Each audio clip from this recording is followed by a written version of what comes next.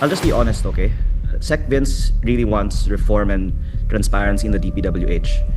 But on the night that I got the documents, he realized how severe the consequences to some of the people on the list might be. And after that, wanted the documents not to be released to the public.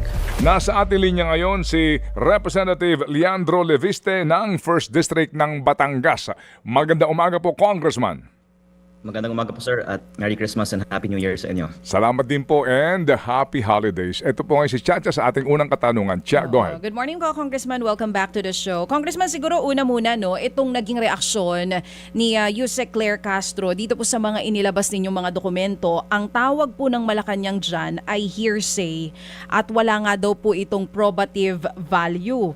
Ngayon, si Secretary Vince Dizon naman po, meron po siyang sinasabi na hindi pa daw po niya nakikita o na-authenticate itong mga documents na ito. Ano pong reaction nyo dito sa tila parang pangmamaliit ng Malacanang at ni Sec Vince Dizon dito sa mga dokumentong hawak nyo? Maraming salamat po, ma'am, sa inyong tanong dahil napansin ko din na noon si Sec Vince ay madaling na-access ng media at nakita ko yung clip ng inyong show nung isang araw na na-observe nyo din na hindi din siya nagbibigay ng comments sa mga documents na in-upload ko sa Facebook. At I can say that Sec Vince has had these documents at least as long as I had them, because when they were given to me, he was also on the phone and saw them after that, and he cannot say na hindi niya nakita. I also uploaded them on Facebook, and I also uploaded on Facebook yesterday my email to him on October 1, emailing him a copy of the document that I uploaded on Facebook. Kaya kahit sana kumpirmahin niya ang authenticity ng document na pinadala ko, yun po ay magiging malaking step in transparency, kasi doon po nakalagay yung summary ng magkano ang allocable ng bawat district representative sa Pilipinas.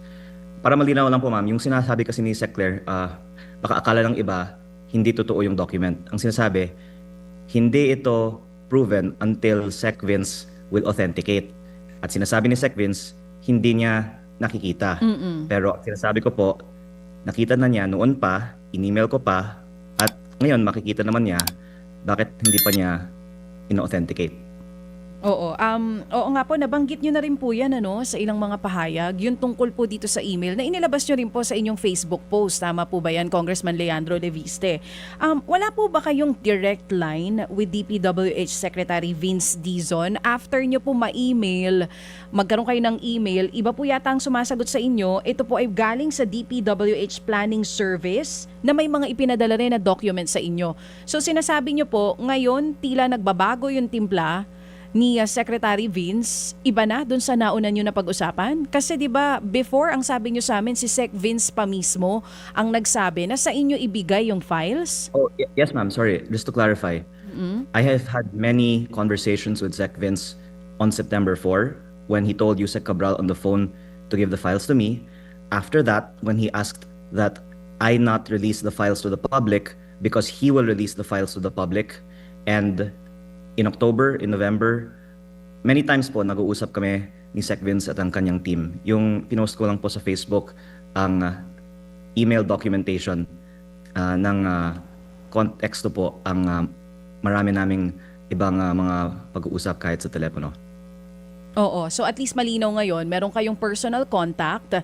Ipinost nyo Yes. lang din po yun para malinaw, para lang po masagot yung sinasabi na hindi pa na-authenticate. Through that email, Dahil makikita hindi na even nakikita. before, alam na nila. Tama po ba yun? I mean, maaaring ayaw niyang buksan dahil gusto niyang sabihin na hindi niya alam kung ano nga talaga yung allocable ng bawat kongresista. Pero parang it is funny, I think, to the public that the DPWH cannot confirm how much is the allocable budget out of a 401 billion pesos of allocable budgets of congressmen, because this is taxpayers' money, and I think we deserve to know, totoo ba na may mga congressman na ang allocable ay 3, 4, 5 bilyong piso kada taon? Kung hindi po tama yung ibinigay sa aking dokumento nung September 4 na galing sa kanila, baka pwede nilang isagot ano ba yung tama.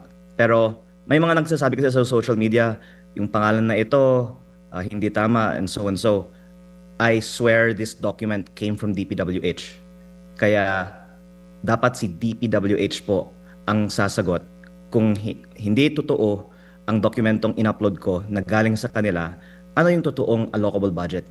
Wala namang maniniwala kung sasabihin nila walang allocable budget ng mga congressman, di ba? Oo. Congressman, did you try to reach out to Sec Vince kung bakit ganun yun nangyari? Kasi kung galing sa kanila yung file, why is he saying now na hindi pa niya na-authenticate? Sinubukan niyo po bang mag-text sa kanya, tumawag para tanungin kung bakit ganito na po ang naging timpla niya? I'll be honest with you. Yes, we are trying to contact Sec Vince. I think abroad siya ngayon. Pero nakausap din namin po ang kanyang mga appointees, also trying to reach him. I'll just be honest, okay? Sec Vince really wants reform and transparency in the DPWH. But on the night that I got the documents,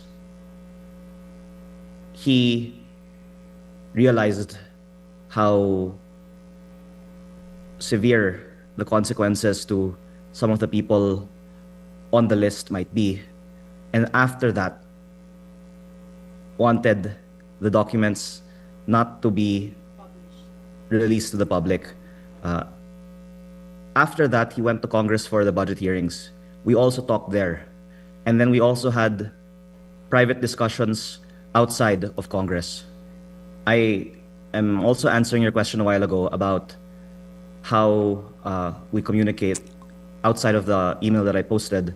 We have had many conversations, and in these conversations, it involves me not releasing the files that he authorized to release to me on September 4, because September 4, he was 3 days on the job. Maybe he hadn't studied fully what all the files were, but he said to release them.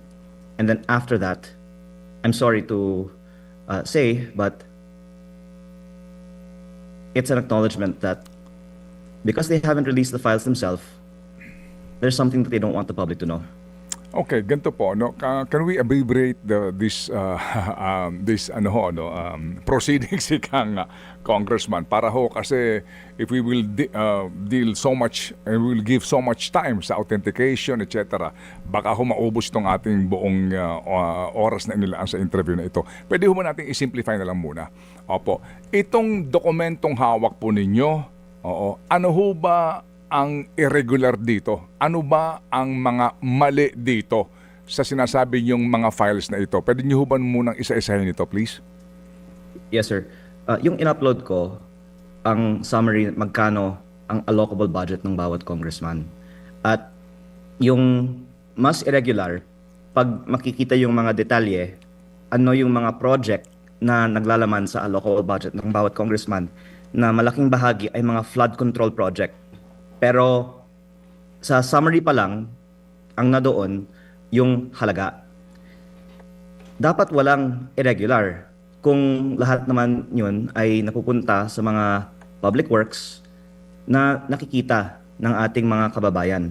Pero dahil ayaw ilabas ito at maraming mga nakiusap din sa akin sa Kongreso, Oktubre at Nobyembre, gusto ko sanang mag-privilege speech tungkol dito, nakiusap sa akin na wag at ilalabas naman ng DPWH in the proper time. Ang lulabas, ayaw ng mga kongresista malaman ng publiko kung ilang bilyon ang kanilang taon-taong budget sa DPWH. Okay. Kung yun po ay suspicion na baka may inappropriate transactions relative to these projects, ayaw ko naman po manggaling sa akin yun. Ang sasabi ko yung irregular is hindi lang po sa malaki na hindi inideklara, pero napakalaki ang disparity din ng ilang mga distrito na wala pang 1 bilyon. Yung 8 bilyon, malaki. Pero may iba naman na 5 o 10 bilyon.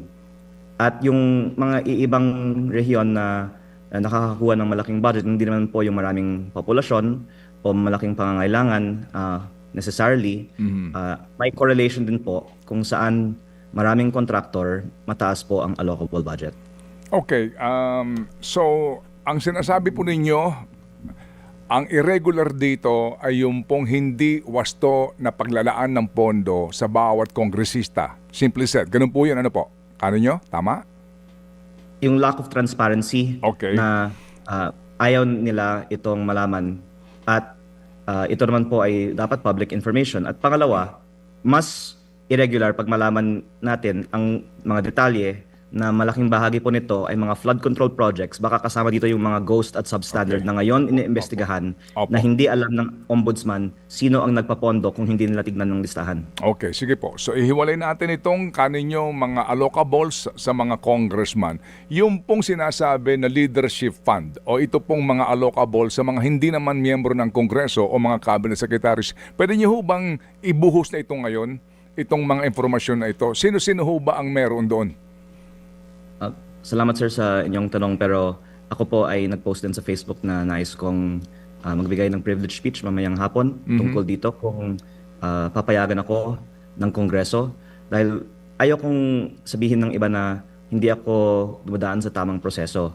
I hope they can see, pinakita ko ito sa ICI at Ombudsman noong Nobyembre at nanawagan ako at that time na gawing state witness si Yusek Cabral.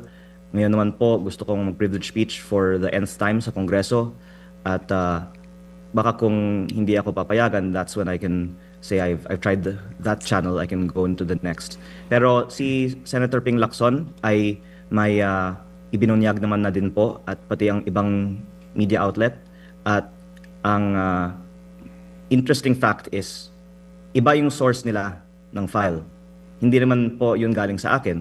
Pero tugma ang sinasabi nila sa nasa file ko. Okay. At yun ay patunay na authentic ang mga files namin. Sige. Sino pong pumipigil sa inyo, congressman, nung una pa ho na ito ilantad sa publiko? At ngayon ho ba may pipigil sa inyo kung sakasakali po sa inyong binabalak na privilege speech?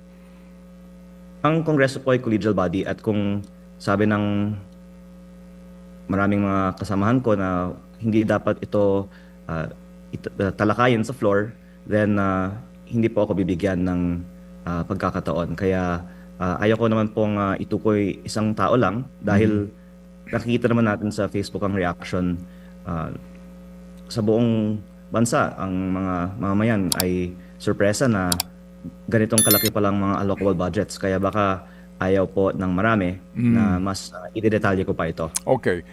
Sir, dito po sa inyong sinasabi no, na inyong privilege speech mamaya, dito po ilalahad nyo na ang mga pangalan noong mga cabinet secretaries, mga undersecretaries na nabigyan po ng DPWH allocation sa 2025 budget? Thank you sir for asking. Ilalahad ko yung pinakamataas. Pinakamataas lang. Ilan Kasi sila? sir, 17,000 po kasi ang mga line items sa spreadsheet. At ang naisip ko po, dahil may mga spekulasyon din po tungkol dito, nararapat lang na maging accurate ang mga reports. Nais ko lang pong linawin ang mga subject for speculation na tungkol sa pinakamataas na proponent sa 2025 DPWH NEP. Opo, pinakamataas. Ilan po sila? May acronym po, kaya hindi ko masasabi ilang individual ito. Ibabahagi ko lang po yung acronym. Opo. Acronym po ng ilang tao? Okay, sasabihin ko na po sa BNC for the last night, may report tungkol sa ito. At actually si Senping nga ay nagsabi din na meron ngang 8B. Ang lumabas sa BNC, ang 8B ay para sa ES at SAP. At meron pang kulang sa nakasulat sa listahan na meron marami sa atin na makakumpirma na hindi lang ESSAP ang nakasulat sa 8B. Okay, so sa 8 billion po, oo, hindi isang tao lang ito. Naghati-hati sila dito sa 8 billion allocation. Ganun po ba yun, Congressman? Alam niyo, Sir Ted, yung tanong niyo po ay talagang napakahalaga at dapat ito nga talaga yung magiging subject ng mga Senate and House investigations para malaman sino ba talaga yung nakinabang sa 8B. Opo. Napakabigat po na detalye po ito sa inyo, sa inyong show. Dahil dapat ito nga talaga yung tinatalakay sa Kongreso. Opo. So, Pero kung papayagan ako ng Kongreso mamaya, idedetalye ko po ang nakalagay sa files without reaching any conclusions para lang malaman sa publiko anong nakasulat sa file ko at yung file na hawak din ng ibang mga tao sa gobyerno. Si Sec Vince po ay may kopya nito. Nasa DPWH. Ibinigay ito sa ombudsman. opo. At may nag-leak sa bilyonaryo at may kopya din. Opo. Sabi ni Sen Ping, meron siyang kopya na galing po Okay. sa abogado ni Yumaong Yusek Cabral. Opo. At I believe pareho po ang nakasulat sa lahat ng aming mga kopya. Okay. Kung kayo po'y pipigilan ng Kamara na mag-privilege speech mamaya sa bagay na ito, inyong hubang kopya ng inyong pinaghandaan ng privilege speech ay inyong sa publiko? Sir Ted, una hindi ko pa pinanalyze kasi I'm just reacting to recent events po. So I would say though that I believe eventually the contents of the full list will be disclosed because marami pong mga may kopya na nito. At mas maganda nga hindi manggaling sa akin dahil pag galing sa akin baka ka-questionin pa. Pag galing sa mas senior sa atin na may kopya din o pati sa media na nagve-verify ng mga contents baka mas paniniwalaan. And for the sake of the public's right to know, we want it to not be doubted because I can say I did not invent this. This is in the file that so many of us have a copy of. Opo. Meron pong mga pumupula sa inyo, Congressman, meron pong pumapansin sa inyo pong paghahayag na ito kasi ang obserbasyon ng iba, chap-chap, by installment ang inyong informasyon magmula nung una. Na may mga nagdududa sa inyong agenda. With all due respect, maganda po ito masagot po ninyo, na bakit hindi isang baksak lang itong inyong sinasabi, isang buhos na lang ito ng informasyon o pag-post sa inyo pong Facebook. Bakit daw po inot-inot? Bakit daw po hindi kabuuan? Ano ba daw ang dahilan ninyo, Congressman? Opo, I guess you can compare this, Sir Ted, sa iba na may kopya din naman ng mga sinasabi ko na wala naman nilalabas.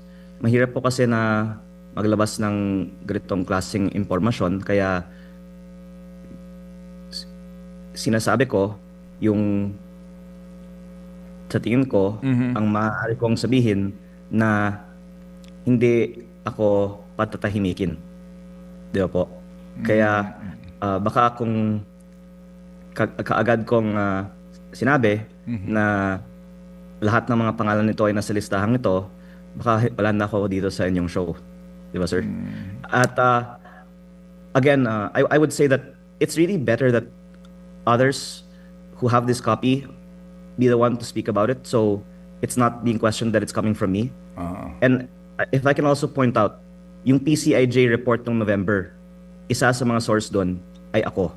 Kaya hindi lang po yung mga pinapahayag ko sa mga shows galing sa akin, ang galing sa akin, yung sa tingin ko mas magiging acceptable na manggaling sa media outlets, binibigay ko din po para malaman ng publiko. Yun pong sinasabi niyong patatahimikin kayo, ano pong kahulugan nun? Meaning kayo po ay meron pong threat sa inyo pong buhay? Sir Ted, mula nung September 4, ang daming nakiusap sa akin at sa aking ina. At pati na rin kay Sec Vince na huwag ilabas ang mga files na ito. At I know maraming din mga frustrated na hindi inilalabas ni Sec Vince ang lahat ng mga dokumento na ibinigay na niya sa ombudsman. Pero I also heard po na may mga threats din kay Sec Vince. Kaya I I hope the public will see that there's a reason na mahirap po na isiwalat lahat nito. Ano po ang sabi po ng inyong mother dito po sa inyong ginagawang ito? Ano po ang ano pong sinasabi ho niya sa inyo? Walang payo niya bilang isang matagal ng politiko ay hindi naman kailangan na gawin lahat ito. At sa Kongreso at sa Senado, dapat makisama tayo for practicality. Pero tulad po ng slogan po ni Senate President Pro Tempore Ping Lacson, hindi po ba dapat ang tama ipaglaban at ang mali labanan? Kaya sana hindi mamasamain ang Kongreso kung gusto ko magbigay ng privilege speech mamaya para lang basahin yung nakalagay sa listahan ni Yusek Cabral. Are you saying na kayo po'y pinipigilan po ng inyong ina at sinasabi niya na makisama kayo sa kapwa niyo congressman at huwag niyo ho itong itigil niyo na po Hindi itong ginagawa ninyo? Paano po? Hindi ako pinipigilan kasi the fact na ginagawa ko pa, hindi ako napipigilan, di ba? Alam naman po ng mga malapit sa amin na ako po ay nagdesisyon ng independente. Pero yun po ay kanyang payo for my own personal sake. Ang punto ko po ay it would be much more convenient and the cost is not worth the benefit. Pero I just think that it's the right thing to do. At of course, my mom also respects that. I don't want to portray that she does not support this, but of course, she's very worried for me. Opo, she's worried about your safety. Dahil marami pong mga kumakausap sa kanya at hindi sa akin.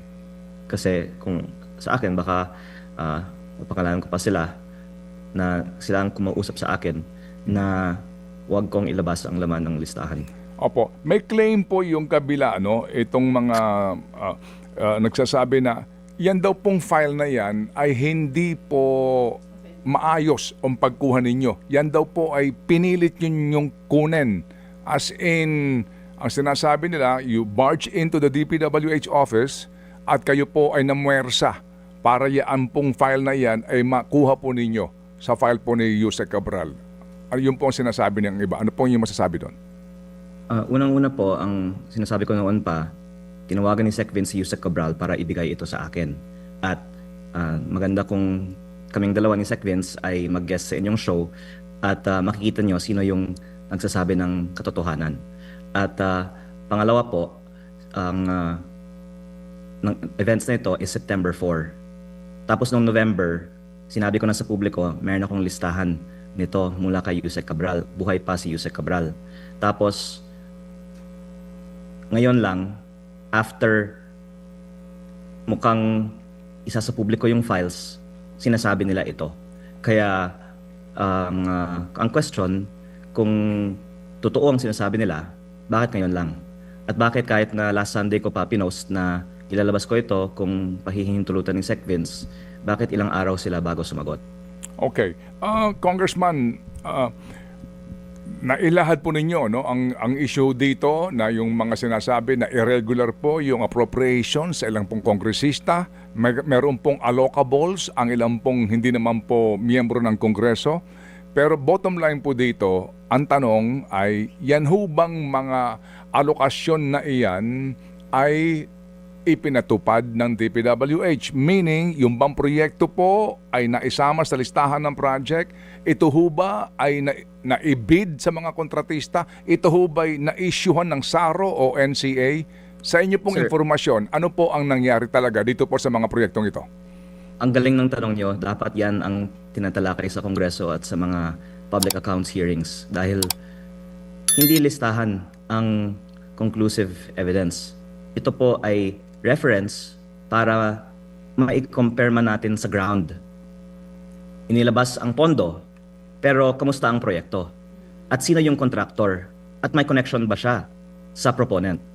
At imbes na investigahan nito ng Kamara, ang lumalabas po ay ayaw nilang lumabas man lang kahit yung mga pangalan ng mga proponent. Pero sa sarili kong distrito sa Batangas, ito po ang aking inimbestigahan at nakikita ko nga na yung mga pinopose ng dating congressman ng mga proyekto, ang contractor, yung mga kinakapatid niyang mga tao.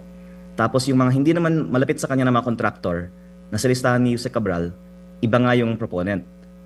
Kasama doon ang party list, may senator, pero meron din pong leadership. At meron din pong ibang mga code names. At yun po yung isiniwalat ko noon na mga proyekto ni Congressman Edwin Garjola na lumabas ay may pre-ordering nga po sa budget. Kaya on a district-by-district basis, you can spend the whole year investigating the connections of the contractors and the potential transactions with them and the proponents based on this list. Kaya ang paglalabas nga po ng listahang ito ay sinabi ng ICI at Ombudsman makakatulong sa kanilang mga investigasyon at maaaring mas maraming mga makukulong kung may ganitong paper trail. Nakita naman natin napakadaming mga dokumento Opo. ang ibinigay ng DPWH sa Ombudsman, di ba? Opo. At ang tanong, kung ibinigay na ng DPWH sa Ombudsman sa December 23, bakit hindi na lang din nila ibahagi ito sa publiko? Okay, sige po. So again, para mas klaro po, and to answer my question, Congressman, sa inyong distrito po, merong ganon. So ano ho ba ang inyo talagang alam na informasyon dito? Meron na ho tayong lead dito po sa inyo pong inilahad po na files na ito, pero at the end of the day, nalabasan ho ba ito ng SARO? Meron ho ba talagang contractors po sa mga projects na ito? Opo. Ito yung mga project na pinondohan na Okay. at ginagawa o ginawa na. At kabilang nga po dyan, to use an example, may proponent na konektado sa contractor. Yun yung nalalaman nyo Opo. in that example sa listahan ito. Okay. Tapos may iba naman mga flood control projects na substandard at sira. Opo. At nagkataon, malapit yung contractor nun sa congressman at lahat ng mga ganitong klaseng proyekto ng congressman, ito yung contractor. So on the bidding, pwede ding investigahan kung may bid rigging kasi imposible naman na may tatlong bidder tapos lahat magkakalapit ang presyo na almost eksakto sa approved budget for contract.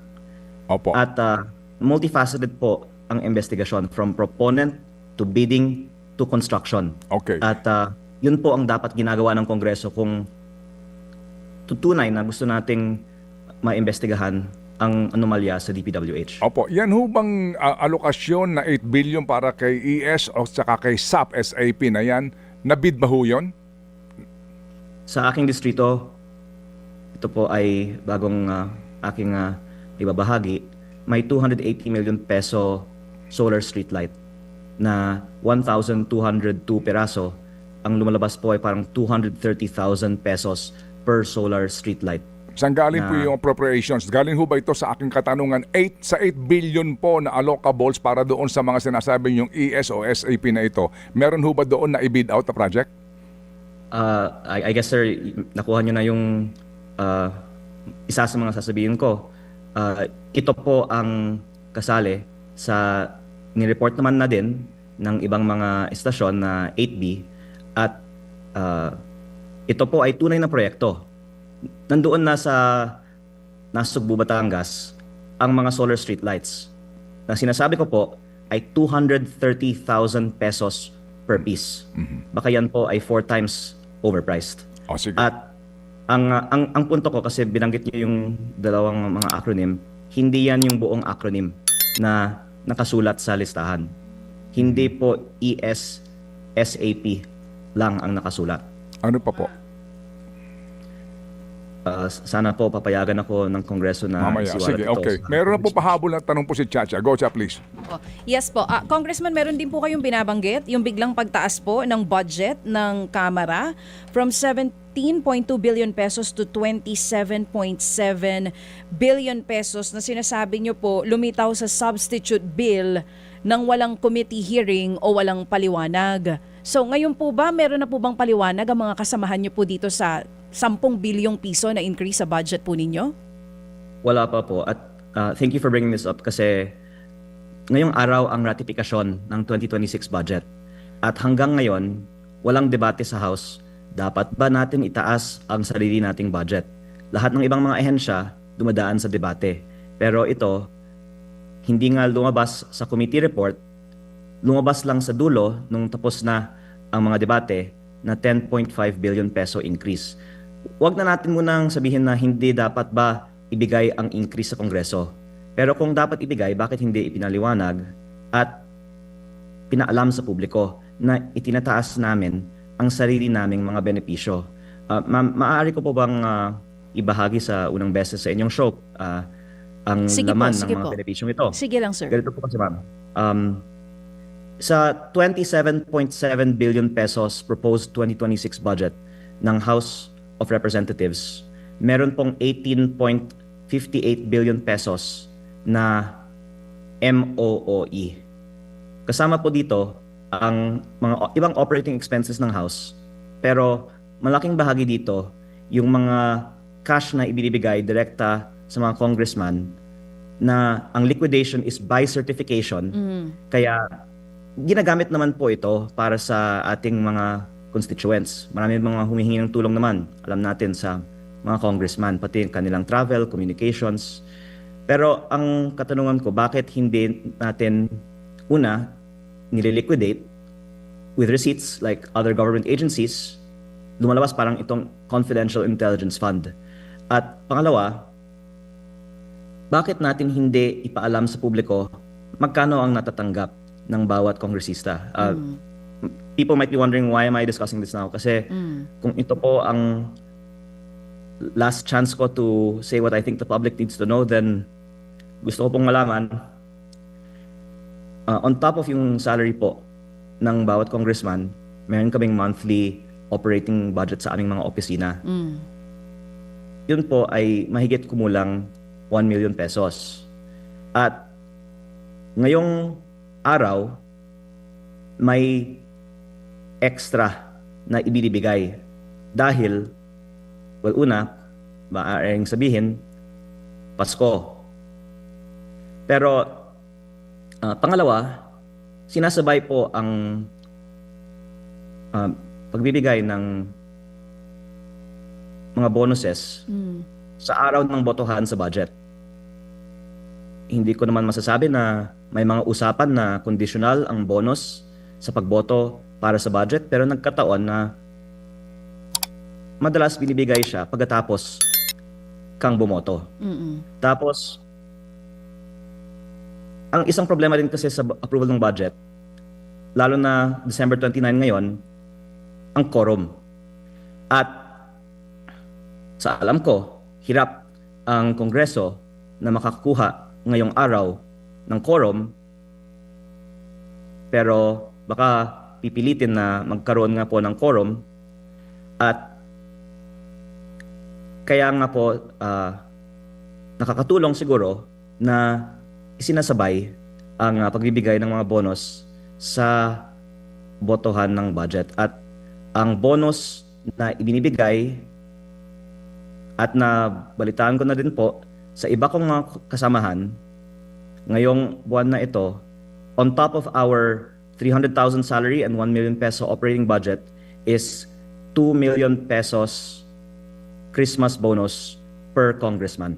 Okay. Kaya oo. lumalabas po ang take home kung isama mo yung MOOE at yung sweldo times 318 would be over 1 billion pesos. Kaya ko po ito binabanggit kasi tinatanong ko, bakit natin itinataas ang sarili nating budget ng 10.5 billion pesos, of which the bulk, 7.8 billion pesos, goes to MOOE. At ang lumalabas po, kasali sa fund na itinataas natin ang pambayad sa sarili naming mga bonus. Kasali ang 2 million pesos per congressman ngayong araw na ito. Okay. Balikan ko lang po yung sinabi nyo kanina. Yung sinasabi nyo pong lahat ng ito ay liquidated by certification. Tama po? Pwede ba nating ipaliwanag lang doon sa mga nakikinig natin kung bakit delikado po yan, yung liquidated by certification na MOOE? Maaaring mas i-flesh out ito ng mga abogado, pero hindi na kailangan magbigay ng resibo. May certification lang na pinaperma ka na kung ito ay di umano para sa transportasyon o para sa communication o representation, ginamit mo para sa stated purpose. At kung hindi mo ginagamit man, dahil pumirma ka, pwede mo na lang take home yung halaga na ito. Kaya kabuuan po, ang estimate ko, mga 20 million pesos ang nakukuha per year ng karaniwang congressman para sa personal services at or sweldo at MOOE. Opo. Ito po ay essentially then hindi kailangan i-liquidate with receipts na napupunta sa aming mga opisina. At kung walang masama dito, maganda na manggagaling na lang po sa Kongreso magkano talaga ang nakukuha. Pero dahil ang total MOOE fund ay 18.58 billion, kung i-divide po natin yan by 318, lumalabas yan ay 58 million per congressman. Pero kasama naman po dito yung kuryente, yung bond paper, etc.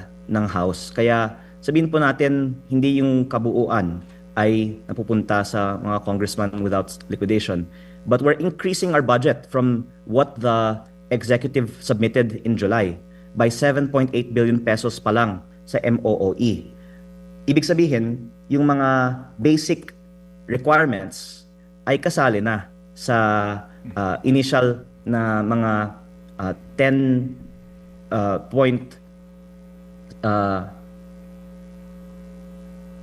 or 11 billion peso 10 billion peso MOOE budget. Tapos naging siyang 18.58, nag-increase by 7.8B.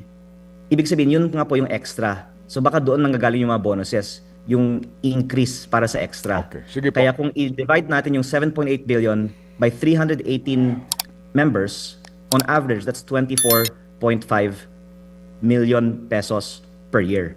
At Okay. so that I don't speculate on this, mas maganda, manggaling na lang po sa Kongreso saan ito napupunta at bakit hindi ito tinatalakay sa aming mga budget hearings. Sige po. So to set it straight po ang detalye nito, ang facts nito, yung pong tinatanggap ninyo na regular salary hango po sa Salary Standardization Law sa bawat miyembro po ng Kongreso plus 1 million bilang allowance ng congressman. So total po na tinatanggap yung cheque buwan-buwan ay magkano per congressman ngayon? Mga 1.3 pero iba-iba po eh. At una, ako po hindi ko kinukuha yung akin kasi nga may reservations ako sa sistemang ito. Pero ang alam ko, kasi nakita ko yung mga cheque para sa akin na hindi ko kinuha, almost 1.3 ang total kasi may mga deductions syempre. Pero pag sa ibang members na mas seniority naman po kasi as you know sir ang Congress, 'di ba? It has to be bigger. At ang total MOOE fund nga kasi sa House is 18.58. Opo. Average per congressman then would be 58. Kung magkano ang nakukuha ng iba, gusto kong malaman din. At gusto din siguro ng mga taxpayers malaman magkano nga ba talaga ang inuuwi ng mga congressman mula sa liquidation by certification ng sige mga funds. po. Okay. And then ngayon pong araw na ito sa inyo pong sesyon para pagbotohan po o i-ratify itong budget, ang sinasabi po ninyo magkano ang tatanggapin po na bonus ng congressman over and above yung 1.3 million kaninyo na inyong tinanggap po bilang sweldo at allowance. At least 2 million pesos per congressman. That's Sinasabi ko ito kasi may nabigyan na last Monday bago magpasko ng 2 million pesos cash na walang kailangang ibigay na mga resibo. Pero ang dadagdagan ko po sir ay ito nga ang standard. Kung ano yung extra on top of that para sa mga mas senior, hindi ko po alam. At I think it's fair na linawin ng Kongreso Opo. magkano ang nakukuha ng bawat isa. Sige po. Sir, before we leave this topic, can I add one more use of the MOOE para magbayad po ng mga consultants? At may iba-ibang klaseng mga consultants.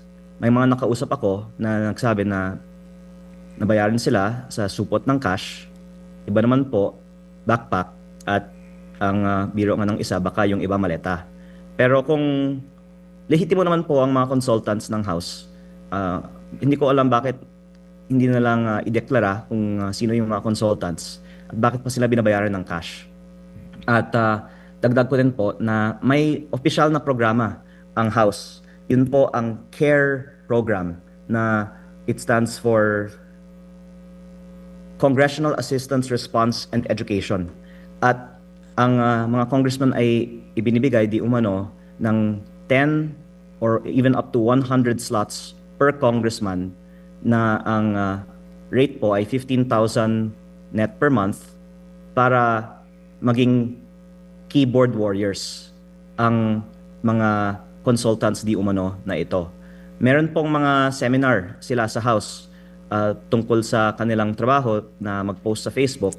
At if I can just be honest, kaya ako po nais ko din itong ibahagi kasi nakikita ko ang daming mga social media trolls at gusto ko pong malaman ng publiko na yung pambayad sa mga social media trolls ay nanggagaling sa mga sinisekretong mga funds katulad ng MOOE na ito.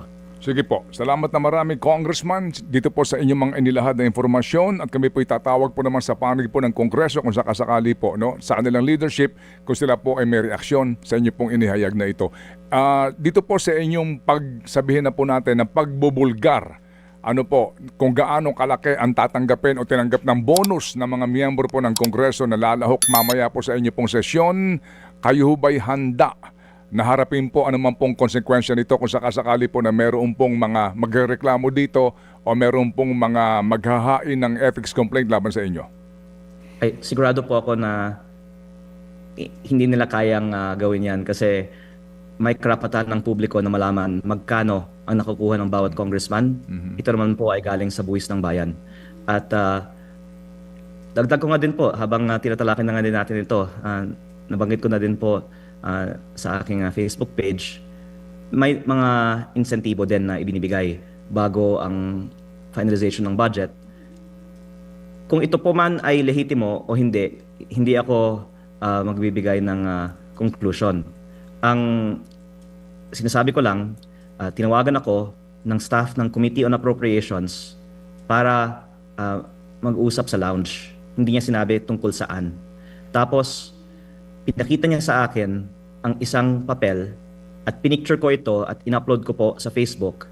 At ito po ay nakasulat 151 million pesos of iba-ibang klaseng mga budget items.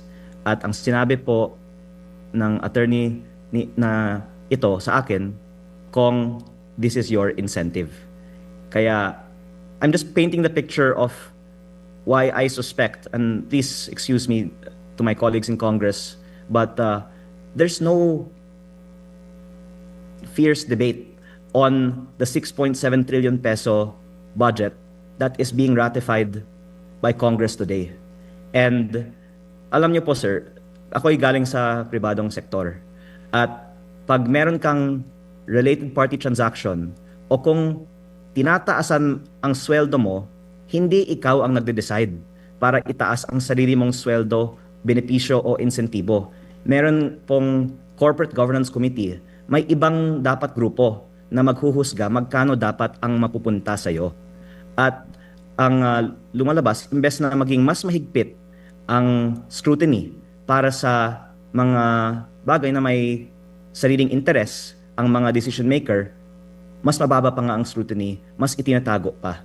Kaya ako po tingin dapat ito mabanggit dahil ngayong araw ang ratification ng 2026 budget. At Opo. para malaman ng ating mga kababayan kung paano dinedebate, kung saan napupunta ang kanilang buwis at bakit tila hindi masyadong dinedebate ito, I'm not reaching any conclusions, pero ang panawagan ko tungkol dito, pati na rin sa mga allocable sa DPWH, ay transparency. Kung wala naman masama, bakit na lang natin hindi ipaalam sa publiko? Opo. Sige po. So muli po, Congressman, salamat ninyo pong panahon at kami po ay muli makikipag-ugnayan kung sakasakali po. Abangan po natin ang mangyayari mamaya sa inyo pong binabalak na privilege speech at ang reaksyon din po ng Kamara dito po sa inyong mga ginawang paghahayag ngayong pong umaga. Godspeed po, Congressman. Thank you.